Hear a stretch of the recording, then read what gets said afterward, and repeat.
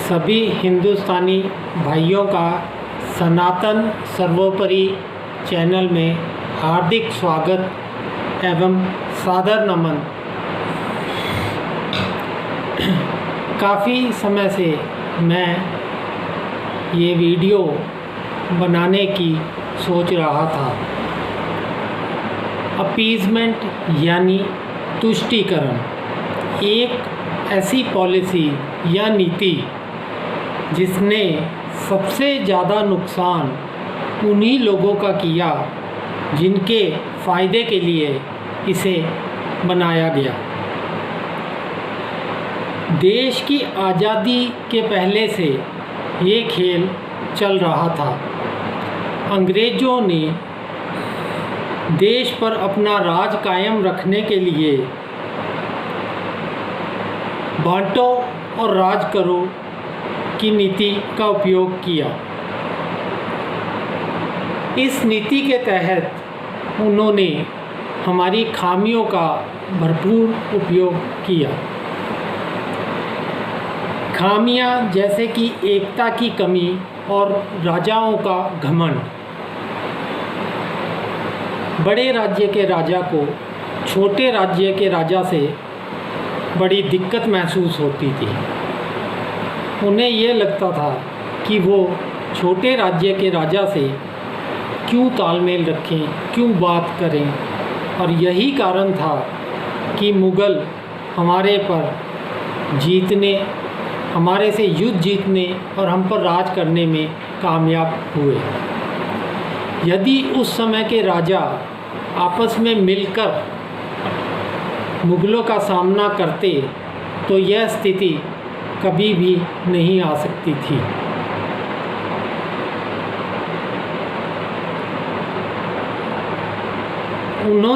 अंग्रेज़ों ने जात पात के शिकार व्यक्तियों का धर्मांतरण करवाया।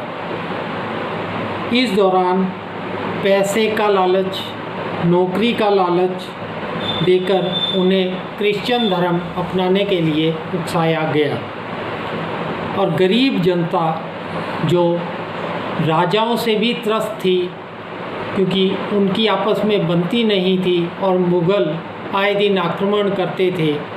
इस वजह से उस स्थिति में उन गरीब लोगों को यही बेहतर लगा कि वे इस्लाम धारण कर रहे हैं। इसी तुष्टीकरण की नीति के तहत अंग्रेज़ों ने जवाहरलाल नेहरू को प्रधानमंत्री बनाया।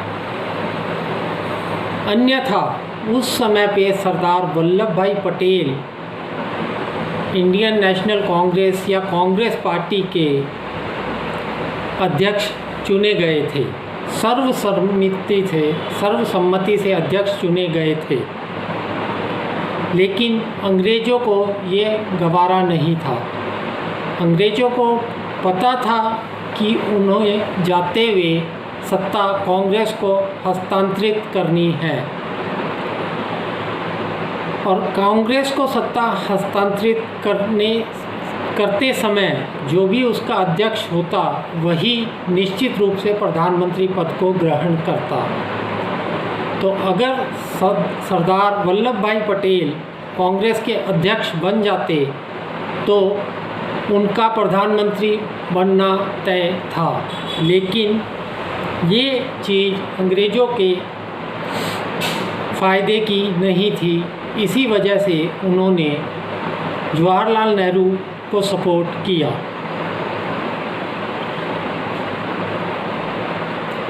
जवाहरलाल नेहरू को प्रधानमंत्री बनाने के पीछे एक बड़ी वजह यह भी थी कि अंग्रेज़ जाते वक्त भारत सरकार के साथ अपनी मर्ज़ी के अनुबंध कर सकें।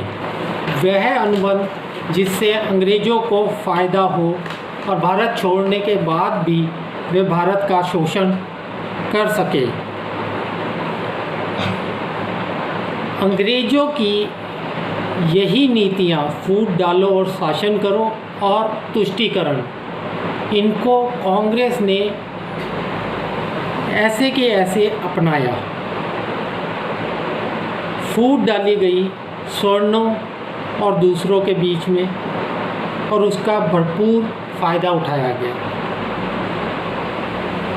निम्न जातियों का तुष्टीकरण किया गया और इसमें सबसे हैरानी की बात यह रही कि जिन जातियों का तुष्टीकरण हुआ उनका ही सबसे ज़्यादा नुकसान हुआ। और सबसे हैरानी की बात यह है कि वह जातियां और वे लोग आज तक इस बात को नहीं समझ पाए कि तुष्टीकरण की नीतियों ने उनका कितना नुकसान किया है। तुष्टीकरण की नीतियों में प्रमुख दो तरह की बातें आती हैं। एक बात रिजर्वेशन यानी कि जातिगत आरक्षण व्यवस्था, जिसके तहत यह कहा गया कि निम्न स्तर पर रहने वाले लोगों को आरक्षण का लाभ देकर उनके जीवन स्तर को ऊंचा उठाया जाएगा।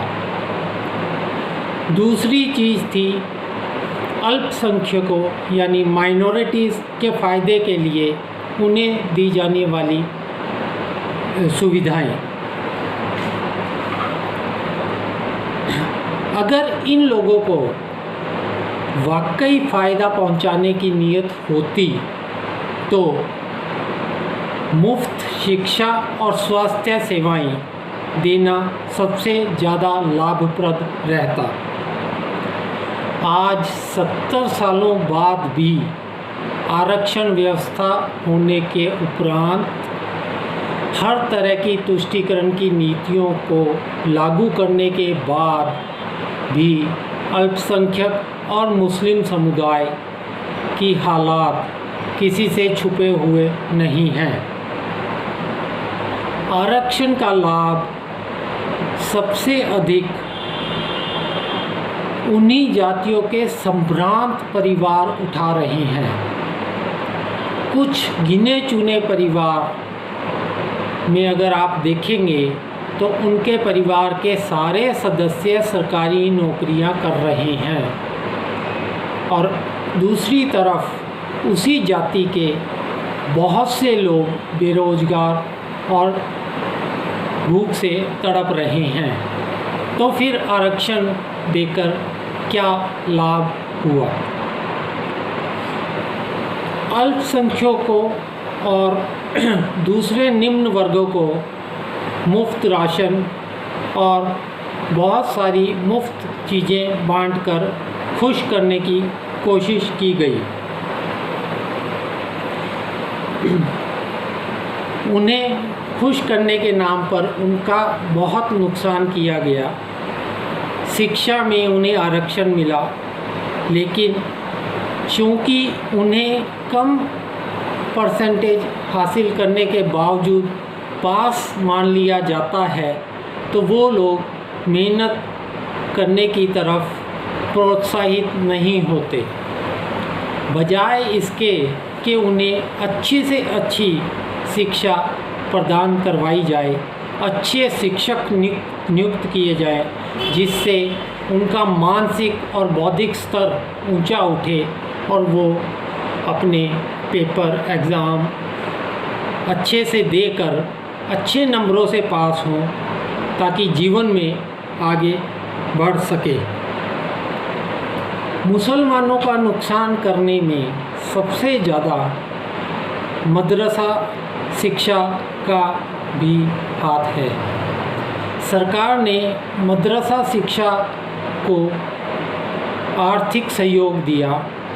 उन्होंने मुसलमानों को खुश करने के लिए और ये दिखाने के लिए कि वे उनके धार्मिक मामलों में हस्तक्षेप नहीं कर रहे, मदरसा शिक्षा को आधुनिकीकरण नहीं किया, जिसका नतीजा ये निकला कि मदरसा से शिक्षा प्राप्त करने वाले मुस्लिम वर्ग के लोग आज भी किसी अच्छी नौकरी को पा सकने में समर्थ नहीं हैं।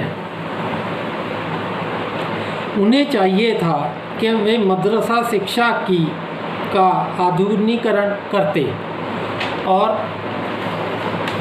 उसके आधुनिकीकरण को इस तरह से किया जाता ताकि उन्हें सरकारी और दूसरी नौकरियां पाने में आसानी होती, ताकि उनकी और उनके आने वाले पीढ़ियों का जीवन स्तर ऊंचा उठ सकता। आप मुफ्त राशन, मुफ्त दवाएं, मुफ्त बिजली और अन्य लाभ तो दे सकते हैं, लेकिन क्या वो लाभ देने से आने वाली पीढ़ियों को फ़ायदा मिलता है? नहीं, कतई नहीं। आर्थिक लाभ पाना या मुफ्त राशन पाना, इन सब से परिवार तो चल जाता है, लेकिन आप अपने आने वाली पीढ़ियों का जीवन स्तर कभी भी ऊंचा नहीं उठा पाते, क्योंकि उन्हें आप अच्छी शिक्षा और अच्छे संस्कार नहीं दे पाते, जो कि अच्छी नौकरी हासिल करने के लिए बहुत आवश्यक हैं। अंत में मैं ये कहना चाहूँगा कि जातिगत आरक्षण में शिक्षा का स्तर इतना गिर गया कि उसके लाभार्थी उच्च स्तर तक नहीं पहुँच पाते। वे नौकरी तो पा जाते हैं, किंतु नौकरी पाने के बाद उन्हें उच्च स्तर तक पहुँच पाने में बहुत कठिनाई का सामना करना पड़ता है।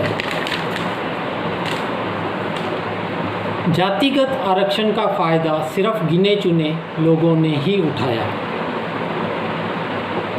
उन्हें मुफ्त राशन देकर बहला तो दिया गया, लेकिन वे लोग मुफ्त राशन के चक्कर में यह नहीं समझ पाए कि उनकी आने वाली पीढ़ियों का जीवन स्तर कैसे ऊपर उठेगा और उनके नुकसान की भरपाई कैसे हो पाएगी।